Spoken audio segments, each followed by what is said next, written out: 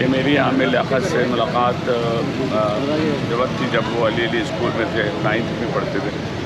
تو میری وہاں پہلی ملاقات ہوئی تھی. ہم نے پھر کوئی ایک ڈرامہ کیا تھا، اس میں رکھا تھا.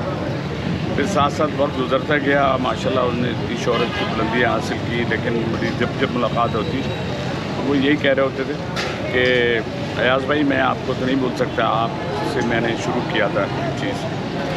اور جہاں تک یہ جو صورتحال اب بنی ہے، اس میں ہم یہ کہتے ہیں کہ کبھی کبھی لوگ کسی کی وجہ سے ان کو ڈائریکشن اچھی نہیں مل پاتی، یا کبھی کچھ لوگوں کی باتوں میں آ کر لوگ جو ہیں اپنے آپ کو تھوڑا سا بدل لیتے ہیں. اللہ نے ان کو ایک بڑے اچھے موقع دیے تھے، اور پتہ نہیں اس کے پیچھے کیا مصلحت تھی اللہ کی، جو ایک چیز یہاں سے ہوتے ہوتے اتنے اس لیول پہ آ گئی کہ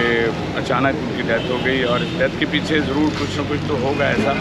لیکن جس ڈپریشن کا وہ شکار تھے، ایک آدمی جو بہت پوری دنیا میں جو پاپولر ہو اور اس کے بعد اچانک وہ بالکل گھر بیٹھ جائے، اور بے حسی یہ ہو